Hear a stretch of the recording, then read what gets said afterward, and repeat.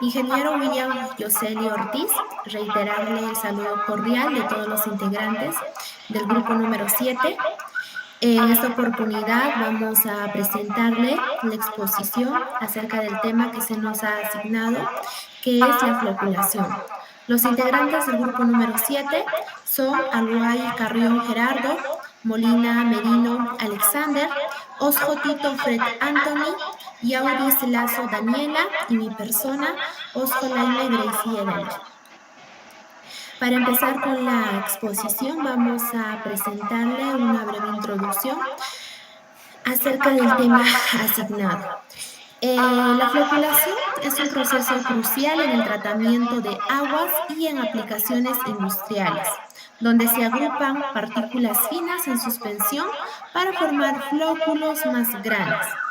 Este proceso facilitará la sedimentación y remoción de contaminantes. Por otro lado, la floculación puede realizarse mediante métodos mecánicos, químicos o electroquímicos, optimizando así la clarificación y la purificación de los líquidos. A continuación, le voy a ceder la palabra a mi compañero. Buenas noches o buenos días o el momento en el que esté viendo este video, ingeniero Josely. Bueno, yo voy a hacer la parte de la definición de la floculación. Bueno, la definición que le podemos dar a la floculación es que es un proceso fundamental en diferentes áreas de desarrollo de una sociedad, ¿no? Si bien es cierto, lo podemos aplicar en diferentes industrias, ya sea el tratamiento de aguas residuales generalmente. Y bueno, este tratamiento de la floculación consiste en aglutinar o juntar las pequeñas partículas mediante un floculante para poder formar o sea, mucho más grandes, ¿no? O sea, partículas mucho más grandes para que se pueda sedimentar mucho más rápido y facilitar el proceso de la decantación o la separación que queremos realizar en un tratamiento de aguas residuales, ¿no? Es un procedimiento mecánico generalmente, también incluye algunos procedimientos químicos y físicos. Siguiente, por favor. Bien, vamos a seguir con los procesos físico-químicos que se involucran en la floculación, ¿no? Tenemos el movimiento browniano, las fuerzas hidrodinámicas y las fuerzas de interacción entre las diferentes partículas. Esto lo vamos a ir detallando de a poco. Siguiente, por favor. Bueno, vamos a empezar con el movimiento browniano. Bueno, generalmente explica los movimientos aleatorios que van a sufrir las partículas o los sólidos que se encuentren en contacto con un fluido, ¿no? Es decir, las moléculas de agua van a estar golpeando constantemente a la partícula, haciendo que se mueva de manera aleatoria, y esto va a facilitar que se aglutinen las partículas, ¿no? Para formar flóculos mucho más grandes, como ya lo venía mencionando. Entonces, esto va a depender bastante de lo que es la temperatura. Haciendo la comparativa en un agua fría, digamos, las partículas o las moléculas del agua no se van a mover tanto como cuando el agua está en un punto de ebullición, ¿no? Entonces, esa es la diferencia que va a tener, y de esa manera va a ser mucho más efectivo el proceso de la floculación mediante este movimiento browniano. Siguiente. Bueno, ahora tenemos las fuerzas hidrodinámicas. Estas vienen a ser aquellas fuerzas que se van a generar por el movimiento de los fluidos, ¿no? En el proceso de la floculación. Estas fuerzas van a cumplir una función muy esencial al momento de aglomerar las partículas, ya sean coloidales o las que se encuentran en suspensión, ¿no? En este caso hemos considerado tres, las cuales son las fuerzas de arrastre, las fuerzas de inercia y las fuerzas de cizalla. Bueno, lo vamos a explicar también de uno por uno. Bueno, empezando con las fuerzas de arrastre. Bueno, esto nos dice que se va a producir debido a la fricción entre las partículas y el líquido que está a su alrededor, ¿no? O el líquido circundante. Estas fuerzas van a depender mucho de la velocidad de flujo y del tamaño de las partículas, ¿no? Siguiente, por favor. Bueno, las fuerzas de inercia, por otro lado, van a surgir cuando las partículas van a cambiar de velocidad o de dirección según, según el movimiento browniano que les venía mencionando, ¿no? Estas fuerzas van a ayudar a superar las fuerzas de repulsión entre las partículas y van a favorecer la aglutinación o que las partículas se junten en flóculos mucho más grandes, ¿no? Bueno, las fuerzas de inercia, aunque no son un mecanismo, digamos, tan importante o tan esencial en la floculación, van a cumplir un rol secundario, ¿no? Pero muy importante al momento de hacer la formación, el crecimiento y la sedimentación de estas partículas ya mencionadas, ¿no? Siguiente.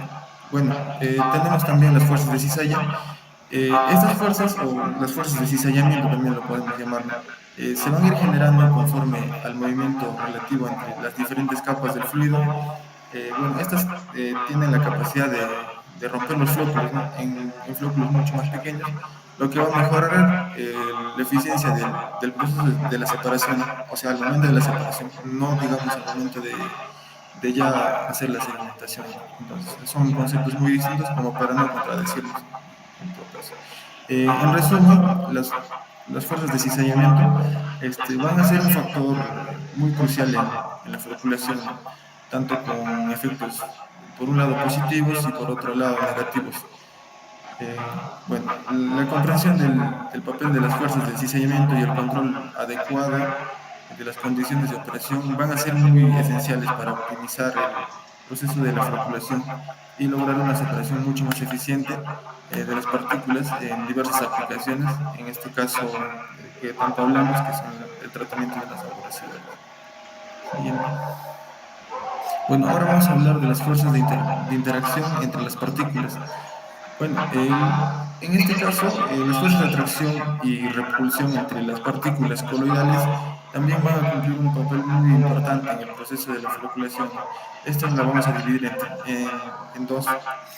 Una va a ser las fuerzas de Van der Waals y la otra va a ser las fuerzas electrostáticas. Pásalo, por favor. Bueno, empezando con las fuerzas de Van der Waals, estas también son conocidas como las interacciones de Van der Waals. Van a ser fuerzas intermoleculares débiles que se van a producir entre las moléculas neutras. Bueno, estas van a desempeñar un papel crucial en la floculación. El proceso de aglomeración de partículas coloidales en suspensión de un líquido. Bueno, las fuerzas de Van der Waals, si bien es cierto, son muy importantes en este proceso, actúan de manera conjunta para lograr atraer o aglomerar las partículas coloidales, ¿no? Según la segunda razón de la eficiencia de las fuerzas de Van der Waals es la estabilidad de los flóculos, ¿no? Esto ayuda a que las partículas se aglutinen, ayudan a mantener la estabilidad de los flóculos, ¿no? Evitando así que estos se puedan separar. Y la tercera razón es la influencia del tamaño de la partícula. El efecto de las fuerzas de Van der Waals aumenta el tamaño de las partículas, ¿no? Esto va a explicar por qué las partículas más grandes tienden a flocular mucho más fácilmente o sedimentarse mucho más fácilmente. Siguiente, por favor. Después hablaremos sobre las fuerzas electrostáticas, ¿no? Estas vienen a ser aquellas fuerzas de repulsión o atracción que van a depender mucho de la carga superficial que tienen diversas partículas, ¿no? Bueno, en este proceso, si bien es cierto, el proceso de la floculación va de la mano con el proceso anterior que es la coagulación, ¿no? Bueno, la adición del coagulante va a ayudar a neutralizar estas cargas, permitiendo que las partículas se acerquen y se aglutinen mucho más fácilmente. Siguiente. Después tenemos la neutralización de las cargas. Bueno, las partículas coloidales como las que se encuentran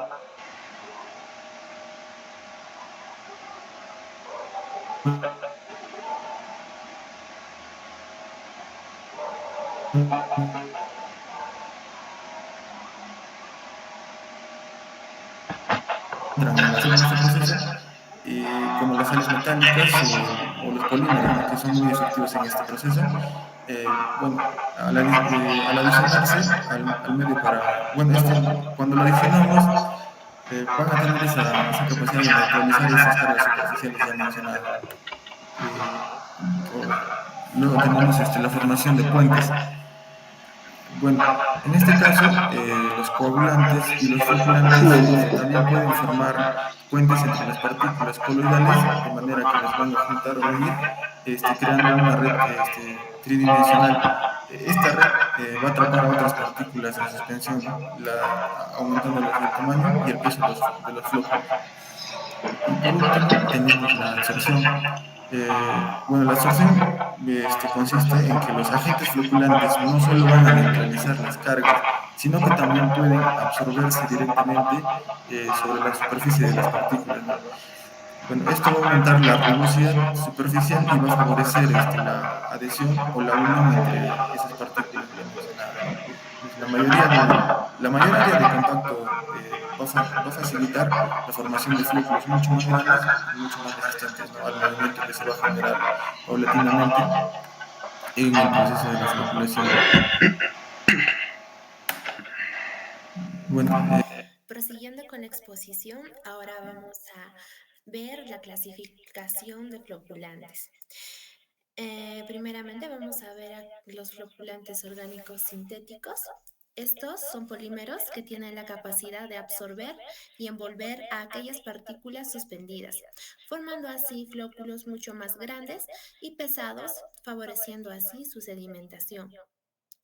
Por otro lado, encontramos los floculantes inorgánicos, que son compuestos químicos que llevan en su composición elementos como el aluminio, el hierro y polímeros de silicio. Su acción se produce mediante la neutralización de cargas. Asimismo, tenemos los floculantes naturales, que en este caso, muchas de las plantas que se hallan en nuestro planeta cuentan con propiedades floculantes debido a su estructura química y su capacidad para formar puentes entre las partículas en suspensión.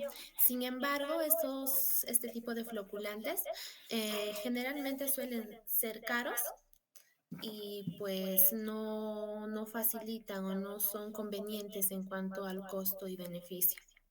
Siguiente, por favor.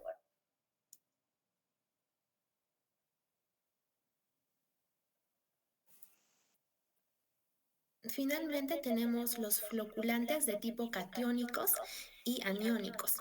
Los floculantes catiónicos van a tener una carga positiva y son muy eficaces en la neutralización de las partículas con carga negativa.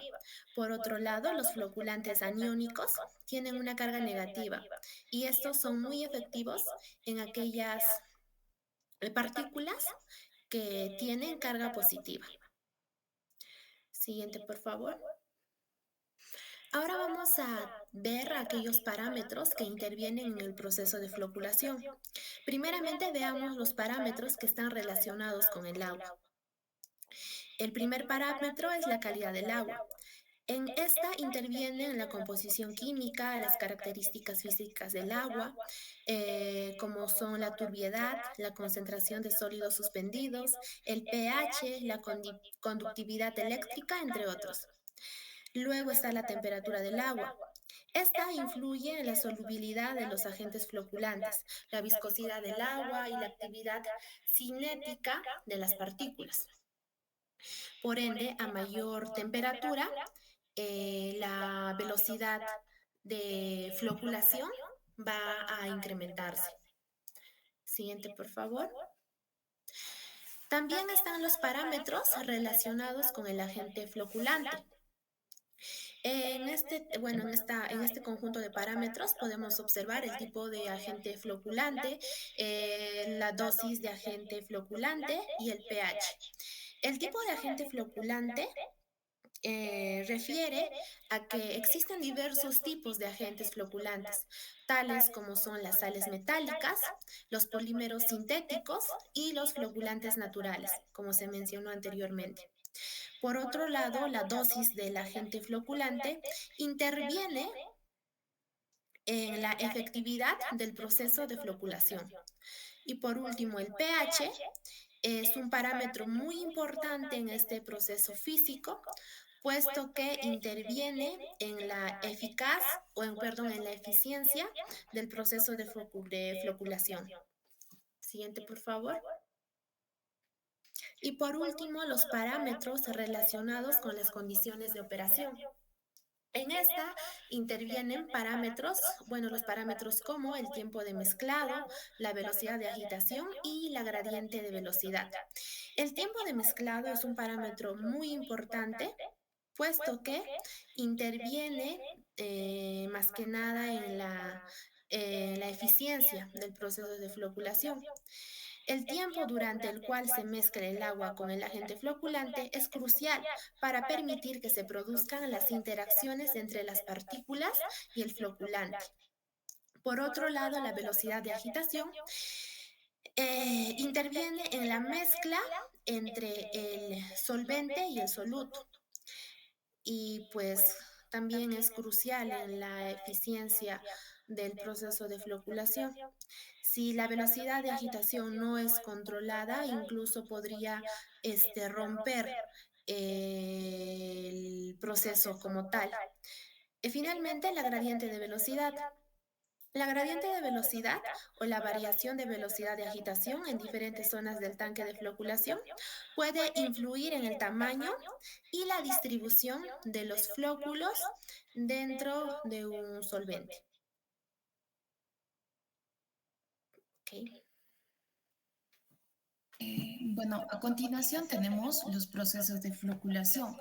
Si bien sabemos, el proceso de la floculación es causado por la colisión entre partículas, en donde el objetivo principal va a ser reunir las partículas para así poder formar aglomeraciones de mayor peso y de tamaño que sedimenten con mayor eficiencia.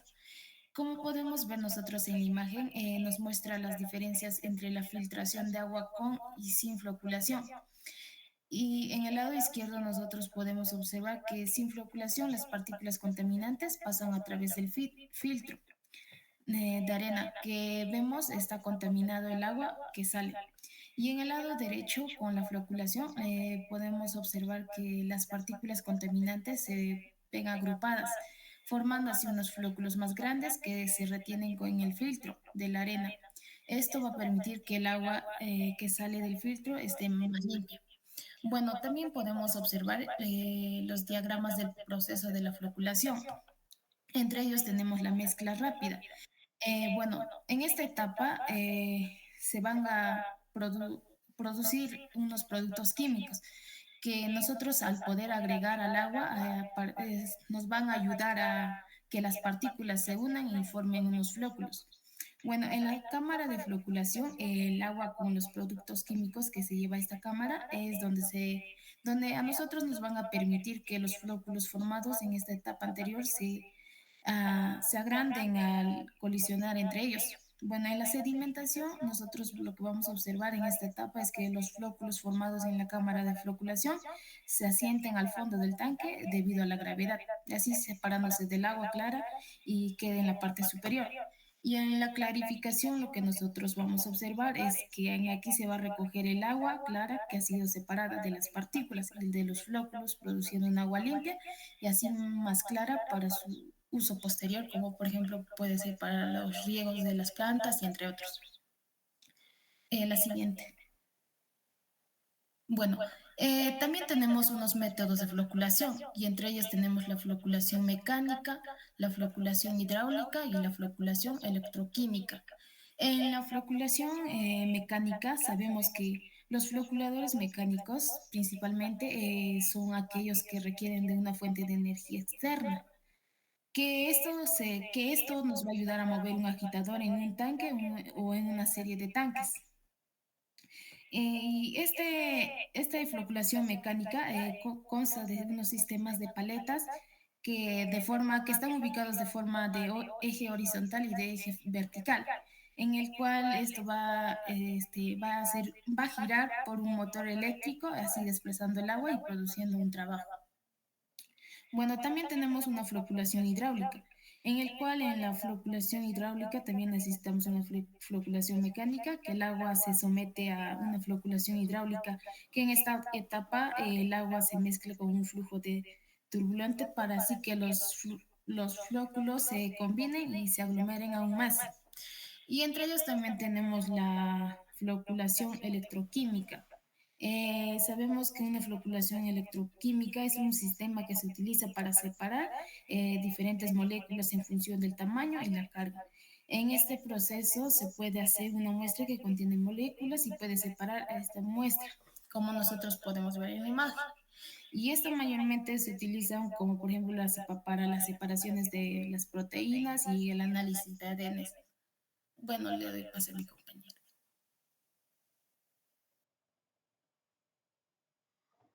Bueno, ahora hablaremos sobre las aplicaciones industriales de la floculación, ¿no? Como bien ya sabemos, la floculación es un proceso crucial para el tratamiento de aguas residuales que implica la agregación de partículas finas y coloides presentes en el agua. Esto para formar partículas más grandes, ¿no? Llamadas flóculos, que pueden ser fácilmente removidas por sedimentación y filtración en una planta de tratamiento. Siguiente, por favor. Ahora hablaremos sobre las aplicaciones en la industria alimentaria. Bueno, la floculación también en esta parte juega un rol importante en la industria alimentaria como tal, ¿no? Donde se utiliza para mejorar la calidad de los productos y cumplir con los estándares de seguridad alimentaria y optimizar los productos, procesos de producción, perdón. Siguiente, por favor. Bueno, aquí tenemos algunas aplicaciones de la floculación en la industria alimentaria, ¿no? Tenemos en la primera parte lo que es la producción de la cerveza, ¿no? Bueno, se da durante la fermentación de la cerveza, ¿no? Estas son células como la levadura, se agrupan en flóculos visibles a simple vista. También tenemos en la industria del queso. Bueno, la floculación en las primeras etapas de la elaboración del queso indica cómo se está formando la cuajada, ¿no? Y cuándo se establecerá. Siguiente, por favor.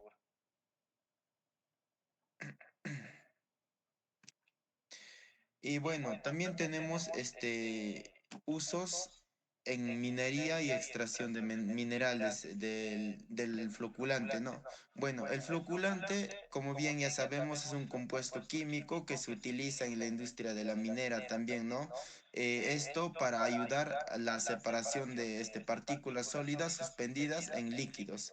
Bueno, sus principales usos en la extracción de la minería incluyen la clarificación del agua. Esto, en esta parte, los floculantes se añaden a las aguas residuales generadas en los procesos mineros para ayudar a la sedimentación de partículas finas. También tenemos en lo que es el espesamiento de lodos. Bueno, en este procesamiento de minerales, los floculantes se utilizan para aumentar la eficiencia del espesamiento de lodos. También tenemos en lo que es el tratamiento de relaves. Bueno, los relaves, como bien ya sabemos, son materiales residuales que quedan después de la extracción de minerales valiosos, ¿no? Los floculantes se utilizan para tratar estos relaves, permitiendo una gestión más eficiente y segura de los desechos mineros. También tenemos lo que es en la recuperación de minerales. Bueno, los floculantes pueden mejorar la recuperación de minerales valiosos al facilitar la sedimentación y separación de minerales deseados de la ganga.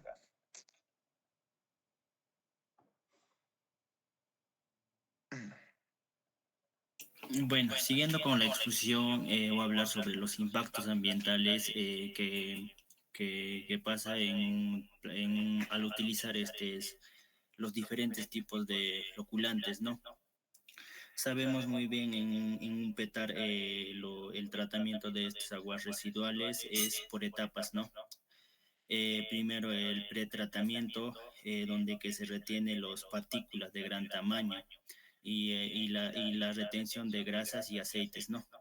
También tenemos siguiente etapa es el tratamiento primario, ¿no? Donde que se va a realizar o donde que se va a utilizar lo que son floculantes, coagulantes y también lo que se hace en la flotación, ¿no? El uso de productos químicos como polímeros orgánicos, sales de aluminio y hierro, sulfato de aluminio, cloruro férrico, sulfato férrico, hasta floculantes naturales, ¿no? Estos causan acidificación si no se utilizan correctamente, ¿no? La floculación produce lodos que contienen los contaminantes eliminados del agua, ¿no? Para evitar la contaminación del suelo y el agua, estos lodos se deberían hacer o se deberían tratar o eliminar de manera segura, ¿no? Efectos al utilizar estos floculantes en ecosistemas acuáticos, ¿no? La incorrecta eliminación de lodos puede llevar a contaminación de cuerpos de agua cercanos, afectando la calidad del agua y la vida acuática, ¿no? En este caso también tenemos algunos floculantes, pueden liberar fósforo y nitrógeno, ¿no? Como policloruro de aluminio, sulfato de fierro y floculantes orgánicas, ¿no? Que liberan fósforo y nitrógeno. Esto hace que se hace que eutrofice, ¿no? Que es el exceso de nutrientes en cuerpo de agua, ¿no? Provocando el crecimiento excesivo de algas. Cuando estas algas mueren y se descomponen, consumen el oxígeno del agua, ¿no? Afectando la vida acuática, causando la muerte de peces y otras especies que se encuentran dentro del agua, ¿no? Siguiente, compañero. Evaluación de riesgos y mitigación. Para poder implementar un proyecto de tratamiento de aguas residuales, lo que se tiene que hacer es el análisis de impacto ambiental, ¿no? Para evaluar los posibles impactos ambientales, ¿no? Para que esto no ocasione, ¿no? Alrededor de este proyecto, ¿no? También implementar programas de monitoreo ambiental para evaluar los niveles de contaminantes, ¿no? Antes, durante y después del tratamiento del agua, ¿no? Siguiente, compañera. Mitigación de impactos. Lo que se tiene que hacer para no contaminar es optar por los floculantes biodegradables, ¿no? Eh, Como quitasano, que es derivado de la quitina, ¿no? Se encuentra en exoesqueletos de crustáceos y insectos, ¿no? También tenemos el almidón, esto proveniente de fuentes vegetales como el maíz, el papa y el trigo, ¿no? Que estos sean de menor toxicidad, ¿no? Que no afecten o que no haya un impacto ambiental, ¿no? También implementar técnicas de gestión y tratamiento de lodos, ¿no? Que minimicen la liberación de contaminantes al medio ambiente, ¿no? Como deshidratación de lodos, de gestión anaerobia, compostaje o tecnologías avanzadas, ¿no? De oxidación. También capacitar al personal en práctica de manejo seguro de productos químicos, ¿no? O promover la conciencia ambiental para que no afecte, ¿no? Al utilizar estos químicos. Seguidamente tenemos reglamentos y normativas pertinentes, ¿no?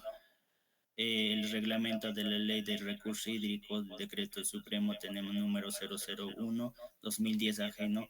Este regula el uso de manejo de los recursos hídricos, incluyendo el tratamiento y disposición de aguas residuales, ¿no? También tenemos la Ley General del Ambiente, Ley número 28611. Este establece el marco legal para la protección del medio ambiente y los recursos naturales, ¿no? Siguiente. Tenemos normas de calidad ambiental, tenemos el ECA, que es estándares de calidad ambiental. Esto establece los niveles máximos permisibles de contaminantes en el agua, ¿no? Suelo y aire, ¿no? También tenemos límites máximos permisibles, definen los niveles máximos de contaminantes que pueden ser descargados en cuerpos de agua, ¿no? También tenemos autoridades regulatorias, que es el MINAM, el Ministerio del Ambiente, Principalmente es un organismo encargado de la gestión ambiental, ¿no? También tenemos el ANA, que es Autoridad Nacional del Agua. Es una entidad responsable de la gestión y regulación del uso de los recursos hídricos, ¿no? Bueno, y para concluir, después de todo este tema realizado, tenemos que la floculación viene a ser un proceso muy importante, generalmente en el tratamiento de las aguas residuales, ¿no? Lo cual va a permitir la aglomeración de las partículas menores que son coloidales para su posterior eliminación, ¿no? A través de la sedimentación, que ya va a ser mucho más fácil debido al mayor volumen y peso que van a adquirir estas partículas, ¿no? Mejorando así la claridad y la calidad del agua. Bueno, gracias a la acción de los agentes floculantes, se facilita la separación más eficiente de las impurezas, contribuyendo significativamente a la purificación del agua, tanto para el consumo humano o para diversos procesos industriales, ¿no? Este proceso no solo es fundamental para garantizar el agua potable segura, sino también va a jugar un papel muy importante en la conservación del medio ambiente al reducir la contaminación y la mejora de la salud pública, como lo había mencionado mi compañero Gerardo en el caso del tema de la minería, entre otros, entre otras actividades, ¿no? Entonces, de esta manera estamos concluyendo con nuestra exposición. Esperamos que haya sido de su agrado y esperamos sus buenos comentarios. Muchas gracias.